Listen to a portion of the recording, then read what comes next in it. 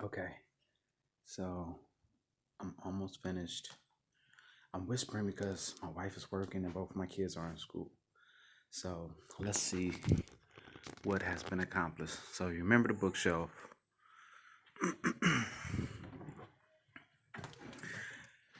A vast majority of the drywall has been finished, but it needs to be still, what's the word? Um, Finished is the word I guess I would use. For example, this is won't be acceptable. That was done because the measurements from there to there and probably from here to here, whatever, somehow they were off, and that is at an angle. So it's difficult, one, to make sure where that joist hits and that joist hits, um, to make sure that is aligned. But anyway, it's gonna get fixed. Uh, this curvature needs to get done, and I think I just figured out uh, how to get it done. I haven't done this yet because I want this to be something amazing. Um, I don't know. I want the doors to move, or I don't want it to just be a closet. And I really don't want it just to be an open space. I want it to be a wow factor. Obviously, that will be taken out. That will be a wall. That light will be taken out. I'll probably just put a junction box up there just to have the cabling, the Romex wire still available. This will get wrapped in mahogany or something like that. This brace needs to be straightened. It was never straight from, when I bought the house. It's there for support. It's not there for looks, for cosmetics. All right. So the most difficult part, I'm a little proud of and a little disappointed. I did not have the drywall lift when I put that up. And I brought a lot of this on myself because that is R30. You can let's see. There you go. You can see it right there. That's R30.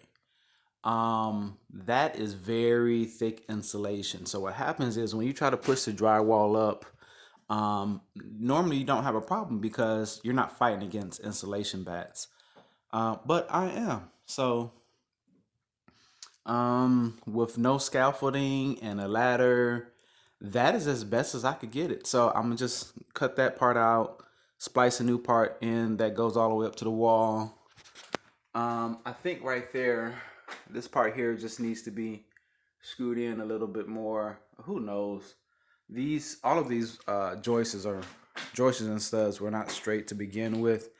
Point in case this. Well, this actually came from, again, me not having did I have the drywall lift? I don't remember. Oh, I did have the drywall lift. The reason why it's there is because there is a huge gap between here, because that ceiling joist is not level with that ceiling joist. Well, I'm sorry, that one. But that one is level with this one and this one and that one. So I have a gap here. So I have some decisions to make. What I'll probably do is cut that sheetrock out, put some bracing behind it, splice it, and then I'll have a little slither there. All of it will be covered up with drywall anyway. This shouldn't be too difficult because I know I have at least I have at least two studs here. Yeah, I have two studs. I don't know, maybe I'll put some bracing on that side, but that shouldn't be impossible to fix. I'll just have to cut around that there. This will be two posts, two pillars wrapped in whatever the wood I wrap the other pillar in. This threw me off because when I put this up, I thought it was going to be a lip that came down from here, and it actually still might be. But when I actually was able to cut it correctly, as you can see, it's pretty flush. So I don't know if that is by design or it just kind of looked up and was like that. This will be cut and spliced. You don't want to have a lot of joints. So yeah, and all that will be cut and spliced. Hopefully it'll be level. This is what I'll be doing today. I need to put some insulation up there. And I also need to slide some insulation back there as well. It's coming. It's coming. This needs to be cut or something figured out because one, it's not in line with that side, and two, there's like a gap. So I need to figure that out. Obviously that will be cut and done a little bit more correctly. That is there because either I dropped the drywall or yeah, I think I dropped the drywall. Which this piece of drywall has been put up probably 6 times now. The last time I just went back and got the drywall lift. And the guy was like, haven't you been here like 2 or 3 times? Look, man, I'm not finished. The lights came out kind of okay. I missed the light, but I still have the little insert there. Get you focused again. There we go. So I'll put that back up there. So, but this is my troubles is figuring out what I'm gonna do with this window, figuring out what I'm gonna do with the door because the door needs to be solid because I don't want to hear the kids playing and I don't want to. This is gonna be my office and I don't want to tell the kids they can't enjoy TV, watch TV because I'm working. So my torgular door is gonna go here and it's gonna rotate over. I'm still working on the mechanics of that, but I pretty much have that solved. But that is not going to provide any soundproofing. So I'm going to build a door here for my soundproofing. And I was thinking about having linear, I can't think of the name of the cylinders, but basically it's just a linear pole that goes out with electricity. That doesn't make sense. You know what I mean? Look it up. So I would either hit a button or type in a code or something, and then it would unlock probably from that post there. But the problem is if the power goes out or the thing malfunctions and I can't get out the room, now I have a decision to make. Should I make this an escape? Whereas I can kick the window out and either jump down, or I was thinking about putting a pole there and having like a hook and a little rope ladder, and then I can, crawl down. This is also supposed to be a safe room. So a lot of things that I have to keep in mind.